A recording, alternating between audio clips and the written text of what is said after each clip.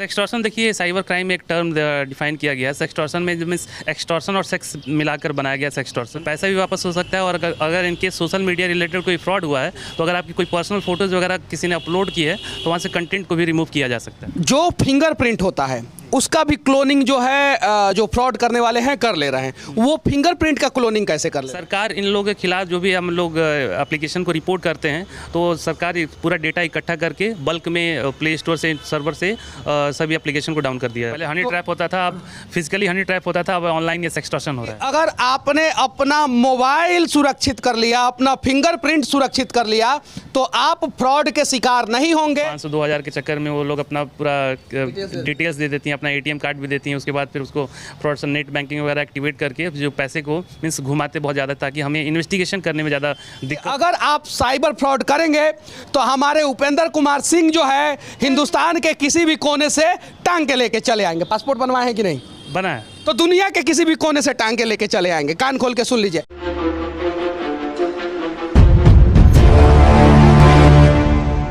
Cyber अपराध भारत में एक नया समस्या पैदा करने लगा है और उसमें भी एक नया शब्द आया है, सेक्सटॉर्शन। से रहे सावधान। यानी कि कहीं नहीं तो कहीं जो है अब कुछ लोग जो है अश्लील फोटो वीडियो बना के जो है कुछ लोगों को जो है परेशान कर रहे हैं। और अभी मैं गोरखपुर में हूं और गोरखपुर का ये साइबर थाना है और हमारे साथ उपेंद्र कुमार सिंह जी हैं और इनसे हम लोग बात करेंगे कि कैसे लोग साइबर ठगी से बचे। तो सबसे पहले सच तक न्यूज़ में स्वागत है सर आपका। धन्यवाद आपका। पहला सवाल मैं आपसे पूछना चाहता हूं कि साइबर ठगी से बचने के लिए लोगों को सबसे पहले क्या करना चाहिए? देखिए, साइबर ठगी से बचने के लिए लोगों को सबसे पहले जागरूक होने की ज़रूरत है। और अगर साइबर ठगी से आप शिकार हो जाते हैं तो भारत सरकार की तरफ से जो नेशनल साइबर हेल्पलाइन नंबर 1930 और नेशनल साइबर हेल्पलाइन पोर्टल जो लॉन्च किया गया है www.cybercrime.gov.in, इसके बारे में जानकारी होनी चाहिए। अगर आपके पास कोई साइबर ठगी होता है तो आप तुरंत इस पर अगर अपना कंप्लेंट रजिस्टर्ड करते हैं तो पैसा भी वापस हो सकता है। और अगर इनके सोशल मीडिया रिलेटेड कोई फ्रॉड हुआ है तो अगर आपकी कोई पर्सनल फोटोज़ वगैरह किसी ने अपलोड की है तो वहाँ से कंटेंट को भी रिमूव किया जा सकता है। आगे बढ़ने से पहले मैं इनके बारे में बता देना चाहता हूं कि कम से कम पिछले 2 साल में इन्होंने 1 करोड़ से ज़्यादा रुपया जो है रिकवर करा चुके हैं लोगों का। सही है? हाँ बिल्कुल, 1 करोड़ से ज़्यादा वापस कराया गया है यहाँ पे साइबर अपराध थाने से। यहाँ से और कहाँ जाके जो है अपराधी को आप पकड़े हैं? देखिए, अपराधी हमारे जो भी केसेस में आते हैं मेनली बिहार, वेस्ट बंगाल, छत्तीसगढ़ के जो पूरा चंक है उनका, वहीं के से भी ट्रेस आउट होते हैं सब। और अगर आपके पास किसी भी प्रकार का साइबर ठगी का मामला आ जाता है तो आप ठग को उठा लेते हैं? बिल्कुल, अगर जब पता चलता है तो वहाँ पे हम लोग क्रिमिनल दबिश वगैरह देके। अच्छा, ये सेक्सटॉर्शन होता क्या है? सेक्सटॉर्शन देखिए साइबर क्राइम में एक टर्म डिफाइन किया गया है। सेक्सटॉर्शन में मीन्स एक्सटॉर्शन और सेक्स मिलाकर बनाया गया सेक्सटॉर्शन। इसमें होता क्या है, कोई भी अनजान नंबर से या फिर अनजान व्यक्ति द्वारा फेसबुक पर रिक्वेस्ट भेजा जाता है लड़कियों, मेनली किसी लड़की का फोटो वगैरह लगा के, और कोई जो लेट नाइट तक जो ऑनलाइन रहते हैं ज़्यादातर वही लोग शिकार होते हैं। उसके बाद मैसेंजर पर बातचीत होती है और व्हाट्सएप के बाद व्हाट्सएप का नंबर एक्सचेंज होता है। फिर व्हाट्सएप पर आपको एक वीडियो कॉल आता है। वीडियो कॉल में जो भी फ्रॉडस्टर करते क्या है, कोई दूसरे डिवाइस पर आपको प्री रिकॉर्डेड इमेज जो लड़कियों की लीक हो जाते हैं एनी हाउ, तो उसको आप उसको प्ले करके और दूसरे डिवाइस से बैक कैमरा करके उसको वीडियो दिखाते हैं। और जो हमारा एक्टिव होता है उस वीडियो को देखकर ये उसको लगता है कि ये सामने से लड़की ऐसा कुछ मीन्स कपड़े वगैरह उतार रही है। और जो फ्रॉडस्टर क्या करता है, जैसे ही 10 से 15 मिनट का वो क्लिप रिकॉर्ड करके स्क्रीन रिकॉर्ड से फिर उसको ब्लैकमेल करने शुरू कर देता है कि आपने ये देखो, ये लड़की के साथ आपने क्या क्या किए हैं और ये आप मुझे 10 या 15 हज़ार रुपये आप ट्रांसफ़र करो, नहीं तो ये सब वीडियो जो है मैं आपके दोस्तों को या फिर अपने रिलेटिव को। उनसे बचने के लिए क्या करना होगा? बचने के लिए तरीका यही है कि कोई भी अनजान नंबर से आप वीडियो कॉल को रिसीव ना करें। और कोई भी अनजान व्यक्ति का फ्रेंड रिक्वेस्ट, अगर आप कोई भी मीन्स अपोजिट पार्टनर, अगर आप लड़के हैं तो लड़कियों का रिक्वेस्ट ना एक्सेप्ट करें, और अगर आप लड़कियाँ हैं तो आप लड़कों का भी अनजान व्यक्तियों का फ्रेंड रिक्वेस्ट एक्सेप्ट ना करें। सेक्सटॉर्शन पे हो गया बातचीत, अब आते हैं अगले दीवार पे कुछ लिखा हुआ है साइबर थाना के।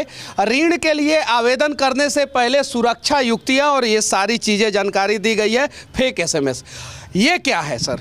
ये देखिए बहुत ज़्यादा ट्रेंडिंग क्राइम है, ये फेक लोन एप्लीकेशन का फ्रॉड है। इसमें होता क्या है, जो स्कूल गोइंग लड़के हैं या फिर जो कॉलेज गोइंग बच्चे हैं या फिर जो बेरोज़गार हैं, उनको कुछ 5,000 10,000 जो पॉकेट खर्चे चाहिए, इसका एक एडवर्टीज़मेंट किया जाता है कि इंस्टेंट लोन फ़ोन पे क्लिक करने पे आप पाइए। पहले लोग लोन लेके फ़ोन खरीदते थे, लेकिन आजकल फ़ोन से ही लोन मिल जा रहा है। तो इसमें होता क्या है कि आपको एडवर्टीज़मेंट मिलेगा पॉपअप विंडो में कि आप इस एप्लीकेशन को इंस्टॉल कर लिया, आप करने पे आपको इंस्टेंट लोन मिल जाएगा। तो उस तरह के जो थर्ड पार्टी एप्लीकेशन है, उसको इंस्टॉल करने पे जो भी हमारे जो विक्टिम हैं, उनको एप्लीकेशन इंस्टॉल करके कई सारे फ़ोन के एक्सेस को वो लोग परमिशन को ले लेते हैं। फॉर एग्जांपल कॉन्टैक्ट डिटेल, आपके गैलरी का एक्सेस लेने के बाद। अच्छा, इन सब चीज़ों के खिलाफ सरकार क्या कर रहा है? सरकार इन लोगों के खिलाफ जो भी हम लोग एप्लीकेशन को रिपोर्ट करते हैं, तो सरकार पूरा डेटा इकट्ठा करके बल्क में प्ले स्टोर से, सर्वर से सभी एप्लीकेशन को डाउन कर दिया जाता है। कभी बड़े बड़े लोगों का गड़बड़ी नहीं होता, ज़्यादातर जो है छोटे छोटे गरीब लोग इसके शिकार होते हैं, ऐसा क्यों? ऐसा इसलिए जो गरीब और जो पढ़े लिखे लोग नहीं रहते हैं, उन लोगों को एटीएम के बारे में ज़्यादा जानकारी होती नहीं है, और हम कहीं ना कहीं इमोशनली थोड़ी फूल होते हैं। कोई जो फ्रॉडस्टर बहुत ही चालाकी से, अगर कोई बुजुर्ग व्यक्ति एटीएम के साथ पैसा निकालने जाता है, तो जो फ्रॉडस्टर उनको दादा चाचा कह के इतना बहला फुसला के ट्रस्ट बिल्डअप कर लेते हैं, ताकि उनको लगता है कि हमारे साथ ये फ्रॉड नहीं कर सकता, हमारी मदद करता है। तो वो जो फ्रॉडस्टर होता है, बहला फुसला के उनका पिन पूछ लेता है या फिर चोरी से देख लेता है, और कई बार होता ये भी है कि उसका एटीएम एक्सचेंज कर लेते हैं। अगर मान लीजिए एटीएम क्लोनिंग भी होता है। एटीएम क्लोनिंग पहले होता था, अब ज़्यादातर केसेस में एटीएम एक्सचेंज कर लेते हैं। अगर मान लीजिए कोई व्यक्ति एसबीआई का एटीएम लेके गया है, तो फ्रॉडस्टर एसबीआई का एटीएम रखा रहता है और किसी तरह बहला फुसला से उनके एटीएम से पैसा निकालता है, और उनका एटीएम लेके अपना फेक वाला एटीएम जो है उनको दे देता है। और उनके एटीएम का चूँकि वो पिन जान चुका है, तो फिर जैसे वो पैसा लेकर घर जाते हैं, तो घर जाते जाते उनके खाते से पूरे पैसे निकाल लेते हैं फ्रॉडस्टर। अच्छा, इस एटीएम फ्रॉड से बचने के लिए क्या करना चाहिए? एटीएम फ्रॉड से बचने के लिए आपको बेसिकली, अगर आप एटीएम से पैसे निकालने, तो यही देखना चाहिए कि आपके पीछे कोई खड़ा ना हो, कोई भी व्यक्ति, अनजान व्यक्ति से मदद ना लीजिए, और आप अपना जो पिन डालते हैं उसको छुपा कर डालिए, किसी से शेयर ना करिए उसको। अच्छा, ये क्या है? कस्टमर केयर और हेल्पलाइन नंबर जो है वो ऑथराइज ही साइट से निकाले, ये है क्या? ये देखिए बेसिकली बहुत ही जो शुरुआत जो होती है फ्रॉडस्टर तक पहुंचने की, इसलिए इससे होती है। होता ये है कि हम गूगल का सहारा लेते हैं, हर चीज़ हम लोग गूगल पे सर्च करने की आदत हो जाती है। तो फ्रॉडस्टर भी ये जानते हैं कि किसी के साथ कोई परेशानी होगी तो गूगल का ही सहारा लेगा। तो गूगल का जो सर्च इंजन ऑप्टिमाइजेशन है, उसमें कुछ गड़बड़ियाँ करके फ्रॉडस्टर अपना कॉन्टैक्ट डिटेल अपर मीन्स सर्च में शेयर कर देते हैं। तो अगर मान लीजिए कोई फ़ोनपे का कस्टमर केयर का अपना को नंबर खोजना है, तो आप फ़ोनपे की ऑथेंटिक वेबसाइट पर जाकर ही उसका कस्टमर केयर नंबर सर्च करिए ना कि आप गूगल पे डायरेक्ट सर्च करके आप उसका कॉन्टैक्ट डिटेल निकालिए। अच्छा, एक और चीज़, सोशल मीडिया पे निजता को वायरल कर दिया जाता है, तो ये क्या है? प्राइवेसी सेटिंग से खुद को सुरक्षित करें।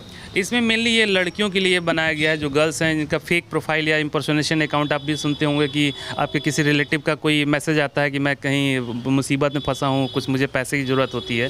तो इसमें होता ये है कि कोई भी जो फ्रॉडस्टर होते हैं, आपके प्रोफाइल का स्क्रीनशॉट लेके कोई आपसे मिलता जुलता वैसा ही अकाउंट बना देते हैं, और आपको लगता है कि आपका मीन्स जानने वाला ही कोई किसी मुसीबत में है। तो कई बार कुछ लोग बेवकूफ़ी करके पैसे भी ट्रांसफ़र कर देते हैं। तो उनके लिए बनाया गया है कि अपनी प्राइवेसी को मेनटेन करके रखें, और जो भी प्रोफाइल वगैरह है सब कुछ लॉक करके रखें, ताकि आपके प्रोफाइल का क्लोनिंग ना हो पाए या फिर फेक कोई क्रिएट ना कर पाए। अब आते हैं सबसे इम्पोर्टेंट पार्ट पे सर, जो फिंगरप्रिंट होता है उसका भी क्लोनिंग जो है जो फ्रॉड करने वाले हैं कर ले रहे हैं, वो फिंगरप्रिंट का क्लोनिंग कैसे कर ले रहे हैं? देखिए, फिंगरप्रिंट का क्लोनिंग अभी तक जहाँ तक हमने 2-4 केसेस में अनुभव ये किया है कि जो भूलेख का एप्लीकेशन, भूलेख का जो वेबसाइट होती है, जिसमें सरकार ज़मीन के बारे में सब कुछ लेखा जोखा रखती है, तो कई बार हुआ है कि जो हमारे पास जो विक्टिम आए हैं उनको कहीं ना कहीं सरकार की तरफ से मुआवजा मिला रहता है।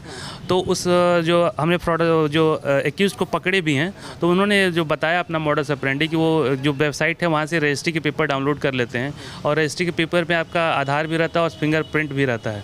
तो वहाँ से फिंगरप्रिंट को क्लोन करके, और आधार कार्ड नंबर और फिंगरप्रिंट अगर क्लोन मिल गया, आपको 2 चीज़ मिल गई, तो आप एपीएस के माध्यम से, आधार इनेबल पेमेंट सर्विसेज के माध्यम से आप पैसा 10,000 पर डे के हिसाब से आप उसको विड्रॉ कर सकते हैं। इसमें कोई ओटीपी या फिर यूपीआई पिन की ज़रूरत नहीं होती है। तो ये तो बहुत बड़ी बात हो गई, आपका भी पैसा निकाला जा सकता है, मेरा भी पैसा निकाला जा सकता है। जैसे आप बता रहे थे कि कुछ पुलिस वाले का भी पैसा वो लोग निकाल लेते हैं, हालांकि बाद में उन्हें पता चलता है कि इस बार जो है गलत आदमी का पैसा हमने निकाल लिया है।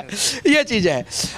इसको सुरक्षित कैसे किया जाएगा, फिंगरप्रिंट को सुरक्षित कैसे किया देखिए, जाएगा? फिंगरप्रिंट को सुरक्षित करने के लिए भारत सरकार की तरफ से यूआईडी की जो वेबसाइट है, या फिर जो एक एंड्रॉयड प्ले स्टोर पे भी एप्लीकेशन एम आधार, जो आधार जो हम पूरा कंट्रोल करता है यूआईडी, उस पर आप उसका एप्लीकेशन इंस्टॉल करके या फिर जो ऑथेंटिक वेबसाइट है उस पर भी जाकर अपना बायोमेट्रिक लॉक कर सकते हैं। और जब कभी आपको फिंगरप्रिंट लगाने की ज़रूरत हो, कहीं मान लीजिए कोई आप अकाउंट खुलवाने चाहते हैं या फिर केवाईसी कहीं कराना चाहते हैं, तो वहाँ पे आप अपना बायोमेट्रिक अनलॉक कर लीजिए। वहाँ पे 10 मिनट के लिए एक्सेस देता है, 10 मिनट आप इस्तेमाल करिए, फिर उसके बाद 10 मिनट बाद और बाय डिफ़ॉल्ट वो लॉक्ड हो जाएगा। यानी कहने का मतलब है कि अगर आपने अपना मोबाइल सुरक्षित कर लिया, अपना फिंगरप्रिंट सुरक्षित कर लिया, तो आप फ्रॉड के शिकार नहीं होंगे।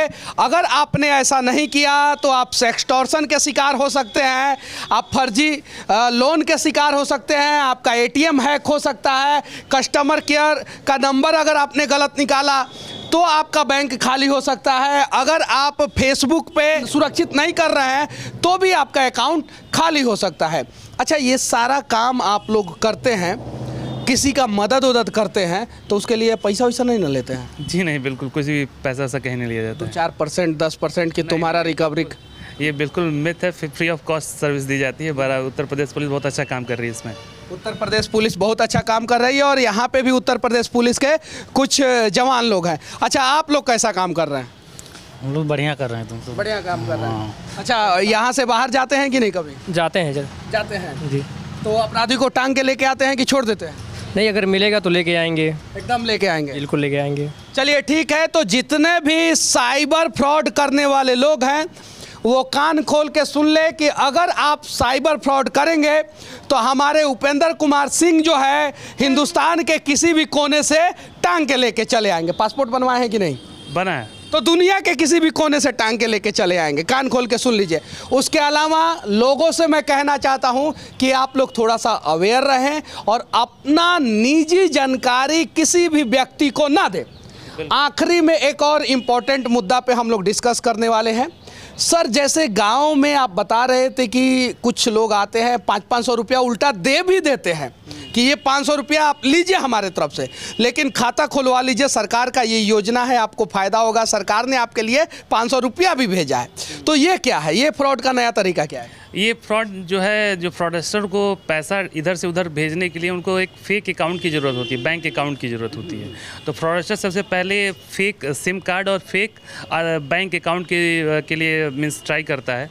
तो उसमें 2-4 जो मीन्स अपने एजेंट कह सकते हैं, फिर 2-4 आदमी उनके जो भी गुर्गे के सदस्य होते हैं, वो किसी भी गाँव में जाते हैं और एक मीन्स प्रलोभन देते हैं। प्रलोभन इन द सेंस कि आपको प्रधानमंत्री आवास योजना की तरफ से आपको पैसे मिलेंगे, या फिर आप लॉकडाउन में कुछ अनाज के लिए कुछ ऐसा कुछ जो भी सरकारी योजना निकलती है उसके तरफ प्रलोभन देकर उनसे बताते हैं कि आप एक बैंक अकाउंट ओपन करवा लीजिए और आपको सरकार की तरफ से 2000 रुपये मंथली मिला करेंगे। तो गांव में ऐसा कुछ माहौल बन जाता है। अगर आप एक लोग को आप प्रलोभन देते हैं तो कई लोग उसके पीछे खड़े हो जाते हैं कि हमें भी खुलवाना है।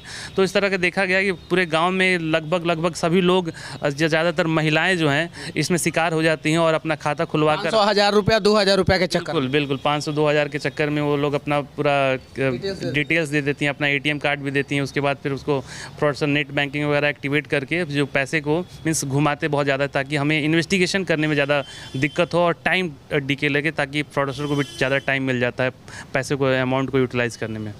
चलिए ठीक है, ये सारी जानकारी जो है साइबर फ्रॉड के बारे में था। और एक नया शब्द जो है सेक्सटॉर्शन जो है पिछले 2-3 साल से जो है मतलब कि ज़्यादा इसका केस आ रहा है, सही है कि नहीं? बिल्कुल बहुत ज़्यादा केसेस आ रहे हैं। पहले हनी ट्रैप होता था, अब फिजिकली हनी ट्रैप होता था, अब ऑनलाइन ये सेक्सटॉर्शन हो रहा है। हनी ट्रैप जो है अब सेक्सटॉर्शन में बदल गया है। तो आप जो है इस सेक्सटॉर्शन में ना फंसे।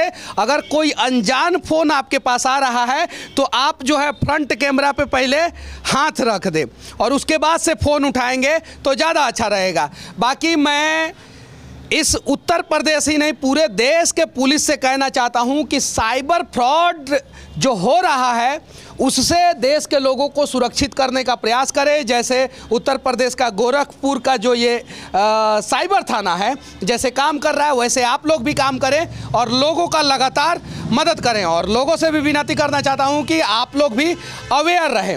आखिरी में इस देश के भोले भाले लोगों को क्या कहना चाहते हैं आप? मैं सभी से यही अपील करता हूं कि आप साइबर अपराध से जागरूक रहिए और जो भारत सरकार की वेबसाइट है जो मैंने पहले ही बताया www.cybercrime.gov.in, इस पे क्या होता है जो भी नए तरीके के साइबर अपराध होते हैं पूरे ऑल ओवर इंडिया में किसी भी कोने में कोई नया modus operandi in the sense cyber अपराध करने का नया तरीका अगर कुछ लाइमलाइट में आता है तो उसको वेबसाइट पे अपलोड किया जाता है और उस वेबसाइट पे एनिमेशन के माध्यम से, कार्टून के माध्यम से, वीडियो क्लिप, ऑडियो क्लिप के माध्यम से उसको प्रदर्शित किया जाता है। साइबर अपराध से भी आप जागरूक रहेंगे तो साइबर अपराध से आप शिकार नहीं होंगे। साइबर अपराध से अगर आप जागरूक रहेंगे तो साइबर अपराध के शिकार नहीं बनेंगे। बाकी हमारा ये प्रयास गोरखपुर के साइबर थाने से कैसा लगा आप लोग कमेंट करके ज़रूर बताना। और इस बार इस देश में जितने भी पुलिस वाले ईमानदारी पूर्वक काम कर रहे हैं उन सभी पुलिस वालों के लिए जय हिंद।